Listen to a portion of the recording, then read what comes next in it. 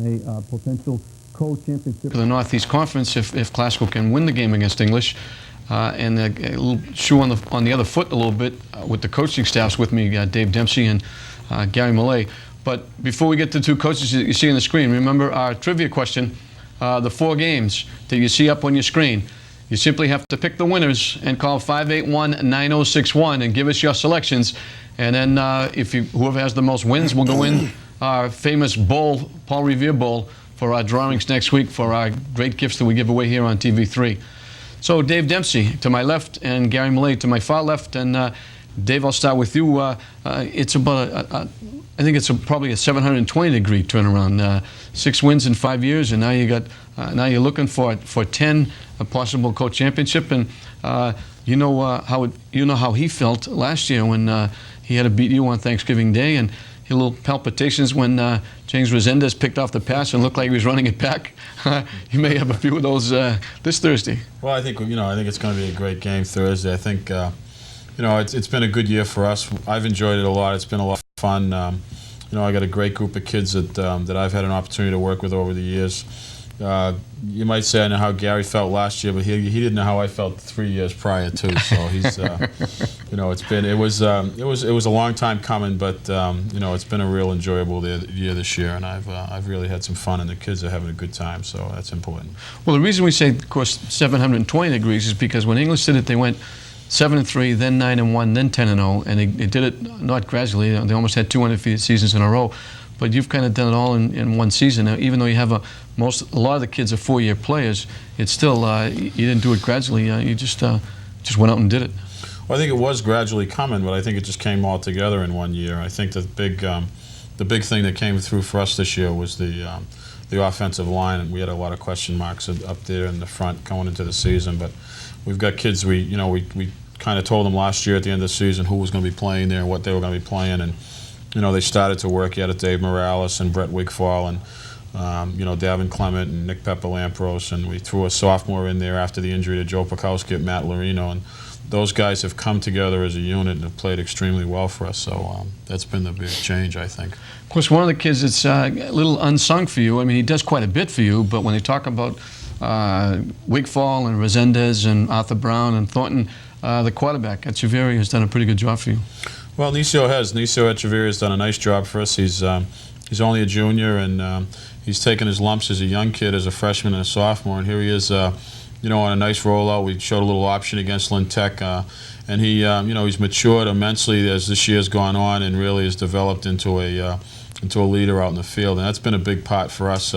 His leadership, as you see there, taking the punishment and giving the pitch off to James Resendez's ball. So he's really developed, and he's handled himself well out there, and he's poised. He carries through on his fakes. Here's a nice pass to Joffrey Boyd. I believe that was against Dan Beverly. And here he is in the Salem game. He had some problems. He got away. This was a big play. This is a big point in the game for us. He gets sacked here. We're in trouble. That's for late sure. in the game. He gets the ball off to Joffrey, and it's things like that he's done, and he's held his composure, and he's worked hard. Here he is on a little QB keep up the middle and against Gloucester, and he's really done a nice job for us. Like I said, he's a junior, and he's done an excellent job. He plays well on defense for us. He's breaking up a big pass against Salem. A kid got behind him, but he had enough of an athletic ability to recover. And that was very important considering you win the game by 1 point. Sure. That was a pass in the end zone. Right. Gary, I don't think that you and your coaching staff have got enough credit this year. I think everybody said Super Bowl last year. We expect another Super Bowl this year, but regardless of what happens, you are not going to have a losing season, even if you lose to Classical on Thanksgiving Day. And coming back, a building year where you didn't really have that much experience coming back, Mark Nickerson and maybe Wendell. Other than that, it was all sort of like green kids, and I think it was a lot to ask to do it 2 years in a row under those conditions. Like last year, you only had 3 kids coming back, and you go undefeated, go to the Super Bowl. You knew lightning wasn't going to strike twice, but I think you and your coaching staff have done an exceptional job this year. Well, thanks, John. Again, we had 3 starters back: Mahoney, Valera, and Nickerson. And as Dave said, we were green up front. I mean, we've basically every kid that starts in the offensive line this year didn't play last year. Mahoney just played defense. Wendell Valera was our only returning lineman, but we moved him into the backfield as our fullback, and again, we had a lot of question marks up front. But, you talk about rebuilding, and, when you can win 5 games in a rebuilding year, you have to be pretty pleased with that. And, I can't say enough about the kids up front and Coach Gary Severka that works with them. They've done a good job. Well, most people referring to last year saying, well, they only had 3 people coming back last year.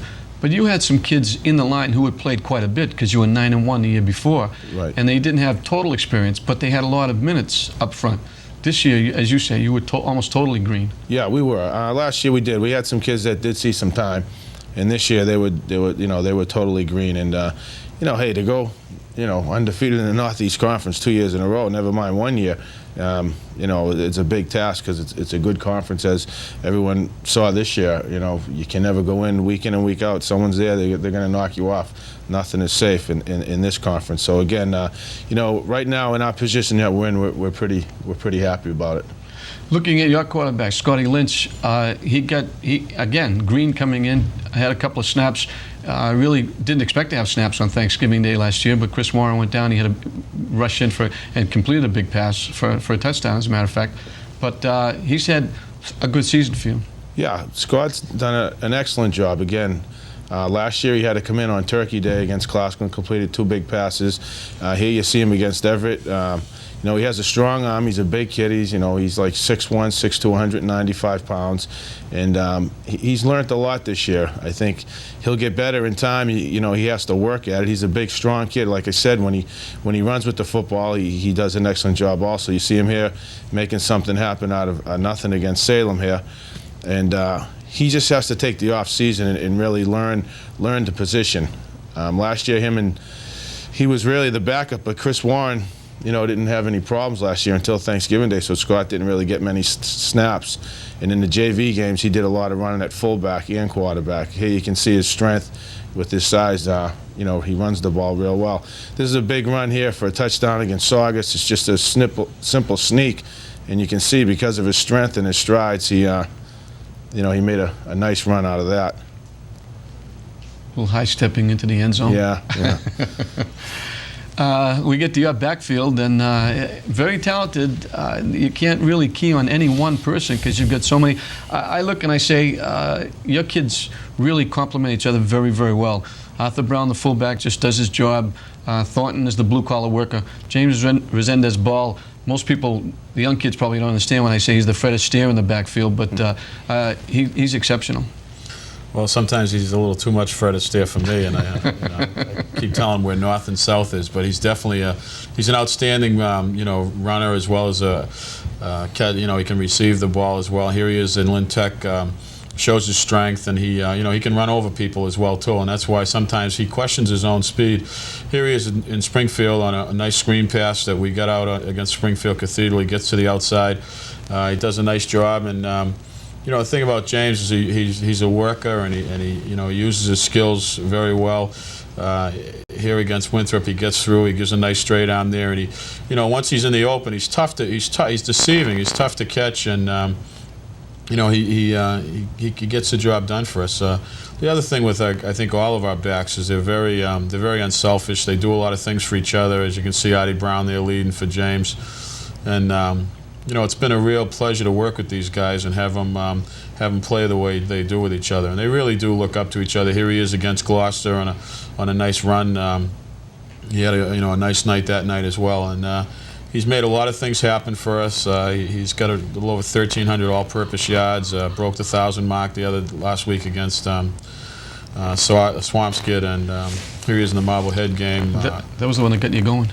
Yeah, that was the big turnaround in Marblehead. It was a real physical first half, but he made some things happen. Here he is on defense, coming up from his cornerback position, and he sacrifices himself for the team. He's very unselfish. The story about in the Saugus game when they said he was close to a record, and most kids would have been a little upset with the head coach for not putting him back in to run for another 20 or 30 yards to get a record or whatever it was. But he and I were actually kidding about it on Monday, and that's the type of kid he is. Yeah, I know. You talking about Green coming back, the Green line, really Green at quarterback and in the backfield as well. You had the one real good football player in the backfield. Unfortunately, everybody was had his number before he got off the bus. Everybody was saying they were keying on him as the bus pulled up at Manning Bowl or the different stadiums, and he still managed to put up real big numbers. Oh, Mark Nickerson's had a great year. 1,300 yards rushing, over 400 yards passing. We did his total offense last week. You see him here catching the screen pass. He has great hands. He's had, I think, 18 receptions. He's got 1,987 total yards, total offense. That includes interceptions, returnage on interceptions also. Here you see him against Saugus. This broke the game open for us here. Once he gets in the open, there's not too many kids that are going to catch him. He's got pretty good speed. Here he is against Swampscott again on the screen pass. I can't say enough about what Mark's done for us this year. And he had 2 TDs called back this year on punt returns. So, he ended up with 14 touchdowns. That would have given him 16. But again, everyone was keen on him, but he still got the job done. He had 225 yards and 3 TDs against Beverly, which gave us a big win there. And here against Gloucester right before the half, he brought us down within striking distance, and we scored before the half.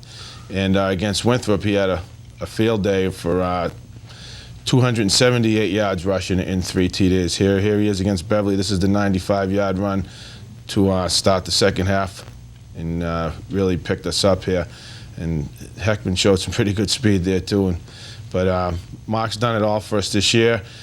At the beginning of the year, we weren't giving him the ball enough, and me and the coaches just we said to ourselves that hey, he's our go-to guy. Let's give him the football, and we'll go as Mark goes. And again, I think the 1,300 yards rushing right now, Paul Halloran's gone back to 1970. That's a school record, but he's done an excellent job for us. Here, an interception to seal the game against Beverly. He had 6 interceptions for us this year, and he just did it. He's one of the captains, and he's been a great team leader this year, and I think he'll go on to big.